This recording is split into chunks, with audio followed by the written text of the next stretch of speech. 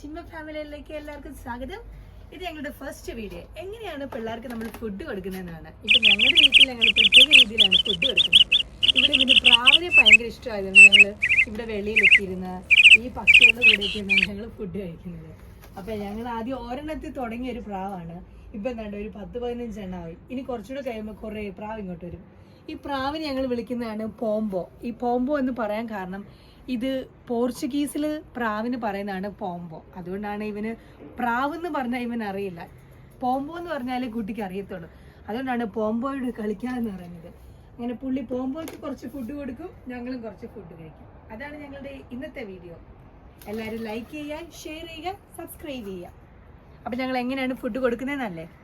പ്രാവിന് ഞങ്ങൾ കുറച്ച് കൊടുക്കും, അത് കണ്ട് കുഞ്ഞിന് ഓരോരോന്നും തരും.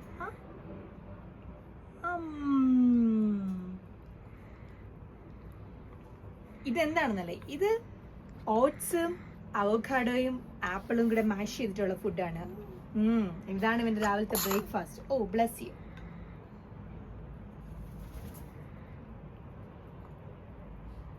പുള്ളി പ്രാവിനെയൊക്കെ കണ്ട് ഭയങ്കര എൻജോയ് ആയിട്ട് ഇങ്ങനെ ഫുഡൊക്കെ കഴിച്ചോളും. അതാണ് പുള്ളിയുടെ മെയിൻ. നമുക്ക് ഇവനും ഫുഡ് കൊടുത്ത് പ്രാവിനും ഇച്ചിരി ഫുഡ് കൊടുക്കണം. അയ്യോ, നമ്മുടെ പ്രാവിന്റെ അരിപ്പാത്രം അകത്ത് വെച്ചിട്ട് നമ്മൾ മറന്നുപോയല്ലോ.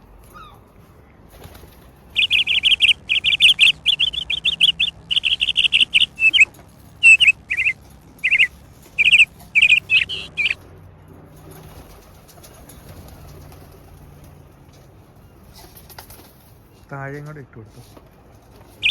അവിടെ ഇഷ്ടംപോലെ സ്ഥലമുണ്ട്.